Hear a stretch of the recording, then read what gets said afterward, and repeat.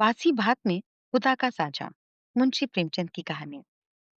शाम को जब दीनानाथ ने आकर गौरी से कहा कि मुझे एक कार्यालय में 50 रुपए की नौकरी मिल गई है, तो गौरी खिल उठी। देवताओं में उसकी आस्था और भी दृढ़ हो गई। इधर एक साल से बुरा हाल था। न कोई रोजी न कोई रोजगार। घर में जो थोड़े बहुत गहने थे वो भी बिक चुके थे। मकान का किराया सिर पर चढ़ा था। जिन मित्रों से कर्ज मिल सकता था सबसे ले चुके थे। साल भर का बच्चा दूध के लिए बिलख रहा था। एक वक्त का भोजन मिलता तो दूसरे जून की चिंता होती। तकाजों के मारे बेचारे दीनानाथ को घर से निकलना मुश्किल था। घर से निकला नहीं कि चारों ओर से चिथाड़ मच जाती। वाह बाबूजी, वाह बाबूजी, कितने कितने दिनों में घर से निकलते हैं। कितने कितने दिनों में घर से निकलते हैं। 2 दिन का वादा करके ले गए और आज 2 महीने से सूरत नहीं दिखाई। भाई साहब, ये तो अच्छी बात नहीं। आपको अपनी जरूरत का ख्याल है, मगर दूसरों की जरूरत का भी जरा ख्याल करिए। इसी से कहा है, दुश्मन को चाहे कर्ज दे दो, दोस्त को कभी न दो। दीनानाथ को ये वाक्य तीरों से लगते थे और उसका जी चाहता था कि जीवन का अंत कर डाले, मगर बेजबान स्त्री और अबोध बच्चे का मुंह देखकर चुप हो जाते, कलेजा थाम कर रह जाते। आज भगवान ने उन पर दया की है और उनके संकट के दिन कट गए। गौरी ने प्रसन्न मुख होकर कहा, मैं कहती थी ना कि ईश्वर सबकी सुधि लेते हैं और कभी न कभी हमारी भी सुधि लेंगे, मगर तुमको विश्वास ही ना आता था। बोलो, अब तो ईश्वर की दयालुता के कायल हुए ना। दीनानाथ ने हठधर्मी करते हुए कहा, ये मेरी दौड़ धूप का नतीजा है। ईश्वर की क्या दयालुता। ईश्वर को तो जब जानता, जब कहीं से छप्पर फाड़ कर देते। लेकिन मुंह से चाहे कुछ कहें, ईश्वर के प्रति उनके मन में भी श्रद्धा उदय हो चुकी थी। दीनानाथ का स्वामी बड़ा ही रूखा इंसान था और काम में बड़ा चुस्त। उसकी उम्र 50 के लगभग थी और स्वास्थ्य भी अच्छा न था। फिर भी कार्यालय में सबसे ज्यादा काम करता। मजाल ना थी कि कोई आदमी 1 मिनट की भी देर करे या 1 मिनट की का भी समय लेके पहले चला जाए। बीच में 15 मिनट की छुट्टी मिलती, उसमें जिसका जी चाहे पान खा ले, सिगरेट पी ले या जलपान कर ले। इसके अलावा 1 मिनट का भी समय न मिलता था। वेतन पहली तारीख को मिल जाता। उत्सवों में भी दफ्तर बंद रहता। नियत समय के बाद कभी न काम लिया जाता। सभी कर्मचारियों को बोनस भी मिलता था। प्रोविडेंट फंड की भी सुविधा थी। फिर भी कोई आदमी खुश न था। काम या समय की पाबंदी की किसी को शिकायत न थी। शिकायत थी केवल स्वामी के शुष्क व्यवहार की। कितना ही जी लगाकर काम करो, प्राण ही दे दो, पर उसके बदले धन्यवाद का एक शब्द भी उसके मुंह से न निकलता। कर्मचारियों में कोई संतुष्टि हो या ना हो, दीनानाथ को स्वामी से कोई शिकायत न थी। वो घुड़कियां और फटकार पाकर भी शायद उतने ही परिश्रम से काम करता। साल भर में उसने सब कर चुका दिए और कुछ संचय भी कर लिया। वो उन लोगों में था जो थोड़े में भी संतुष्ट रह सकते हैं। अगर नियमित रूप से मिलता जाए, 1 रुपया भी किसी खास काम में खर्च करना पड़ता, तो दंपत्ति घंटों सलाह करते। बड़े झाव झाव के बाद कहीं मंजूरी मिलती। बिल गौरी की तरफ से पेश होता तो दीनानाथ विरोध में खड़ा होता। दीनानाथ की तरफ से पेश होता तो गौरी उसकी कड़ी आलोचना करती। बिल को पास करा लेना प्रस्तावक की जोरदार वकालत पर मुनहसर था। सर्टिफाई करने वाली कोई तीसरी शक्ति उनके बीच न थी। और दीनानाथ तो अब पक्का आस्तिक हो गया था। ईश्वर की दया और न्याय में अब उसे कोई शंका न थी। नित्य संध्या करता, नियमित रूप से गीता का पाठ करता।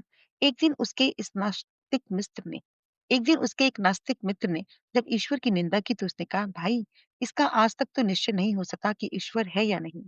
दोनों पक्षों के पास किसी दलीलें मौजूद थी, लेकिन मेरे विचार में मस्तिष्क नास्तिक रहने से अच्छा आस्तिक होना है। अगर ईश्वर की सत्ता है, तब तो नास्तिकों को नर्क के सिवा कोई ठिकाना नहीं।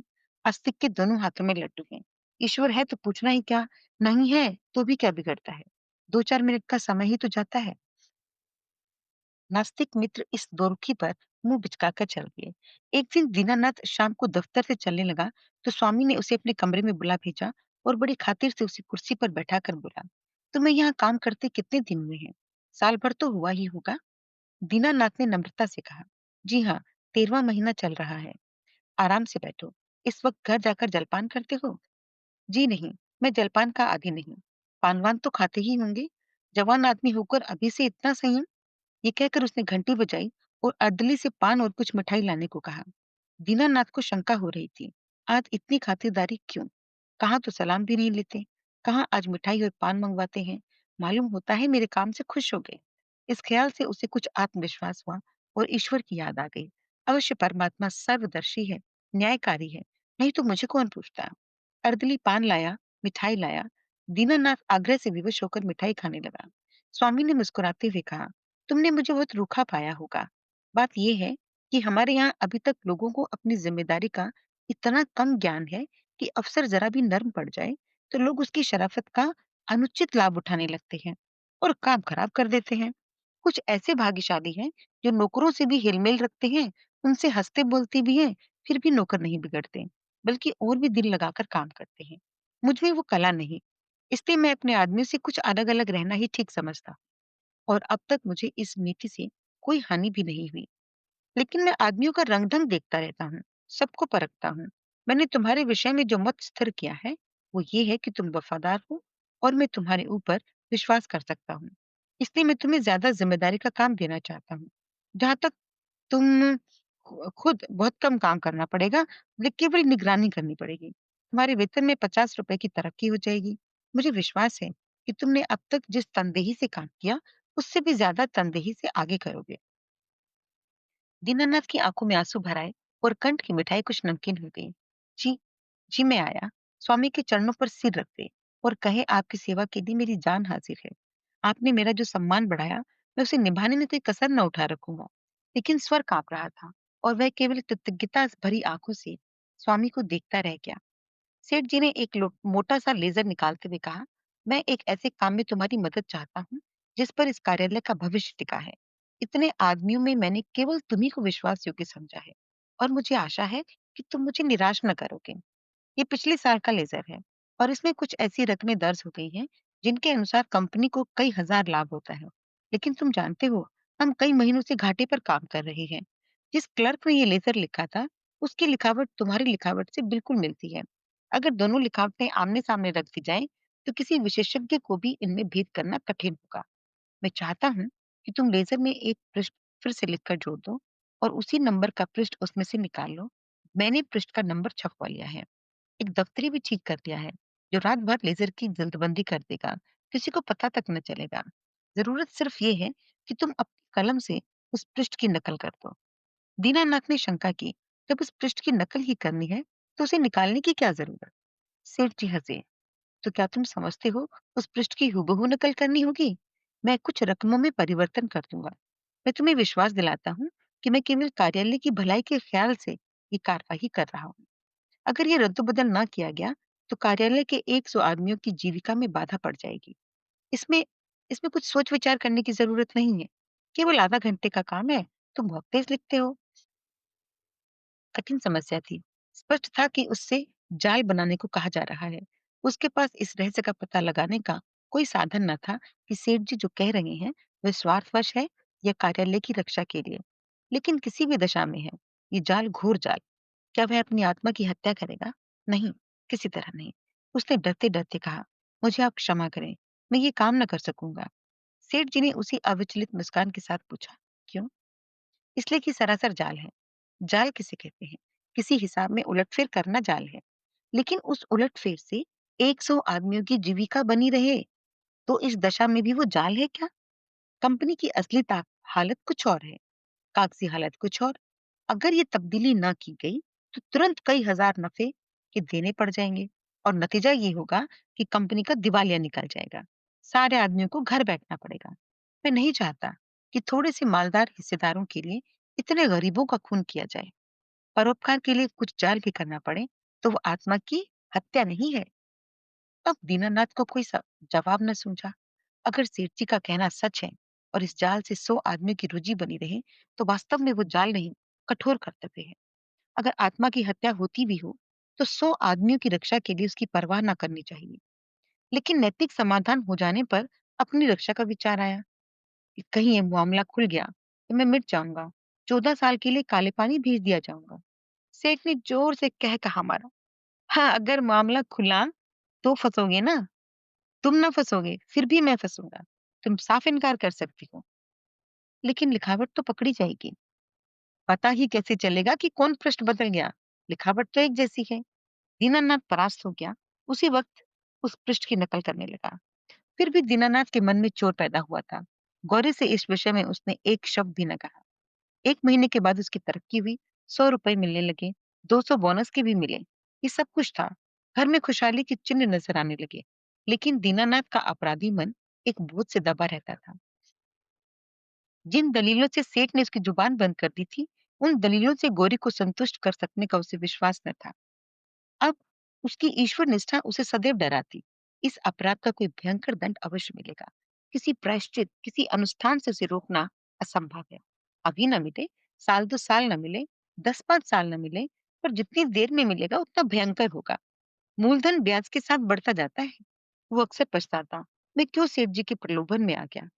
कार्यालय टूटता या रहता मेरी बला से, आदमियों की रोजी आती जाती मेरी बला से, मुझे ये प्राण पीड़ा तो ना होती। अब तो जो कुछ होना था हो चुका, दंड अवश्य मिलेगा। इस शंका ने उसके जीवन का उत्साह, आनंद और माधुर्य सब कुछ खत्म कर दिया। मलेरिया हुआ, बच्चे को ज्वर आया, दीनानाथ के प्राण नहीं में समा गए। दंड का विधान आ पहुंचा। कहा जाए, क्या करे, जैसे बुद्धि भ्रष्ट हो गई। गौरी ने कहा, जाकर कोई दवा लाओ, किसी डॉक्टर को दिखा दो। 3 दिन हो गए। दीनानाथ ने चिंतित मन से कहा, हाँ जाता हूँ, लेकिन मुझे बड़ा भय है। भय की कौन सी बात? बेबात की बात मुंह से निकालते हो। आजकल किसी ज्वर नहीं आता। ईश्वर इतना निर्दयी क्यों है? ईश्वर निर्दयी है पापियों के लिए। हमने किसका क्या हक लिया? ईश्वर पापियों को कभी क्षमा नहीं करता। पापियों को दंड ना मिले तो संसार में अनर्थ हो जाए। लेकिन आदमी ऐसे काम भी तो करता है जो एक दृष्टि से पाप हो सकते हैं, दूसरी से नहीं। मैं कुछ समझी नहीं। मान लो मेरे झूठ बोलने से किसी की जान बचती है, तो क्या वो पाप है? मैं तो समझती हूँ ऐसा झूठ पुण्य है। तो जिस पाप से मनुष्य का कल्याण हो वो पुण्य है। और क्या? दीनानाथ की अमंगल शंका थोड़ी सी देर के लिए दूर हो गई। डॉक्टर को बुला लाया, इलाज शुरू किया। बालक 1 सप्ताह में चंगा हो गया, मगर थोड़े दिन बाद वो खुद बीमार पड़ा। अब अवश्य ही ईश्वरीय दंड है और वो बच नहीं सकता। साधारण मलेरिया ज्वर था, पर दीनानाथ की दंड कल्पना ने उसे सन्नीपात का रूप दे दिया। ज्वर में नशे की हालत की तरह यूं भी कल्पना शक्ति तीव्र हो जाती है। केवल केवल मनोगत शंका थी, पर भीषण सत्य बन गई। कल्पना ने यमदूत रच डाले, उनके भाले और गदाई रच डाली, नरक का अग्निकुंड दहका दिया। डॉक्टर की एक घूंट दवा, 1000 मन की गदा की आवाज, आग के उबलते हुए समुद्र के दाह पर क्या असर करती। दीनानाथ बड़ी मुश्किल में थे। दीनानाथ मिथ्यावादी न था, पुराणों की रहस्यमय कल्पनाओं में उसे विश्वास भी न था। नहीं, वो बुद्धिवादी था, और ईश्वर में भी उसे तभी विश्वास आया जब उसकी तर्क बुद्धि कायल हो गई। लेकिन ईश्वर के साथ उसकी दया भी आई, उसका दंड भी आया। दया ने उसे रोजी दी, मान दिया। ईश्वर की दया न होती तो शायद वो भूखों मर जाता। लेकिन भूखों मरना अग्नि कुंड में ढकेल दी जाने से कहीं सरल था, खेल था। दंड भावना जन्म जन्मांतरों के संस्कार से ऐसी बदमूल हो गई थी, मानो उसकी बुद्धि का, उसकी आत्मा का एक अंग हो गई हो। उसका तर्कवाद और बुद्धिवाद इन मनवंतरों के जमे हुए संस्कार पर समुद्र की ऊंची लहरों की भांति था, पर एक क्षण में उन्हें जलमग्न करके फिर लौटाता, और वो पर्वत ज्यों का त्यों अचल खड़ा रह जाता। जिंदगी बाकी थी, बच गया। ताकत आते ही दफ्तर जाने लगा। एक दिन गौरी बोली, जिन दिनों तुम बीमार थे और एक दिन तुम्हारी हालत बहुत नाजुक हो गई, तो मैंने भगवान से कहा कि ये अच्छे हो जाएंगे तो 50 ब्राह्मणों को भोजन भोजन कराऊंगी। दूसरे ही दिन से तुम्हारी हालत सुधरने लगी। ईश्वर ने मेरी विनती सुन ली थी। उनकी दया न हो जाती तो मुझे कहीं मांगे भीख न मिलती। आज बाजार से सामान ले आओ तो मनोती पूरी कर दूं। 50 ब्राह्मण निपटे जाएंगे, 100 अवश्य आएंगे। 50 कंगले भी समझ लो, और मित्रों में 20-25 निकल ही आएंगे। 200 आदमियों का डॉल है। सामग्रियों की पूरी सूची लिख देती हूँ। दीनानाथ ने मख्ता सिकोड़ कर कहा, तुम समझती हो मैं भगवान की दया से अच्छा हुआ हूँ? और अच्छा कैसे हुआ? अच्छा, तो बताओ फिर अच्छे कैसे हुए? अच्छा हुआ इसलिए कि जिंदगी बाकी थी। ऐसी बातें ना करो, मनोती तो पूरी करनी होगी। कभी नहीं, मैं भगवान को दयालु नहीं समझता। तो तो क्या भगवान निर्दयी है? उनसे बड़ा निर्दयी संसार में न होगा, जो अपने रचे हुए खिलौनों को उनकी भूलों और बेवकूफियों की सजा अग्नि कुंड में ढकेल कर दे। वह भगवान दयालु नहीं हो सकता। भगवान जितना दयालु है, उससे असंख्य गुना निर्दयी है। और ऐसे भगवान की कल्पना से मुझे घृणा होती है। प्रेम सबसे बड़ी शक्ति कही गई है। विचारवानों ने प्रेम को ही जीवन की और संसार की सबसे बड़ी विभूति माना है। व्यवहार में ना सही, आदर्श में प्रेम ही हमारे जीवन का सत्य है। मगर तुम्हारा ईश्वर दंड भय से सृष्टि का संचालन करता है, फिर उसमें और मनुष्य में क्या फर्क हुआ बताओ? ऐसे ईश्वर की उपासना मैं नहीं करना चाहता, नहीं कर सकता। जो मोटे हैं उनके लिए ईश्वर दयालु होगा, क्योंकि वो दुनिया को लूटते हैं। हम जैसों को तो हम जैसों को तो ईश्वर की दया कहीं नज़र नहीं आती। हाँ, पग-पग पर भय ज़रूर घूरता है हमें। ये मत करो, वो मत करो, नहीं तो ईश्वर दंड देगा, वो मत करो, नहीं तो ईश्वर दंड देगा। प्रेम से शासन करना मानवता है, आतंक से शासन करना बर्बरता है। आतंकवादी ईश्वर से तो ईश्वर का ना रहना ही अच्छा है। उसे हृदय से निकाल कर मैं उसकी दया और दंड दोनों से मुक्त हो जाना चाहता हूँ। एक कठोर दंड बरसों के प्रेम को मिट्टी में मिला देता है। मैं तुम्हारे ऊपर बराबर जान देता रहता हूँ, लेकिन किसी दिन डंडा लेकर पीट चलूं तो तुम मेरी सूरत ना देखोगी। ऐसे आतंकमय दंडमय जीवन के लिए मैं ईश्वर का एहसान नहीं लेना चाहता। बासी भात में खुदा के साझे की जरूरत नहीं है। अगर तुमने ओझ भोज पर जोर दिया तो मैं जहर खा लूंगा। गौरी उसके मुंह की ओर भयातुर नेत्रों से ताकती रह गई। धन्यवाद। उम्मीद करती हूँ कि आपको ये कहानी पसंद आई होगी। अगर आपको ये कहानी पसंद आई या फिर आप इसके बारे में कुछ भी कहना चाहते हैं, तो आप अपनी दोस्त के साथ अपने विचार साझा कर सकती हैं। अगली ऑडियो में आपके साथ फिर मुलाकात होगी। तब तक के लिए टेक केयर। Bye bye.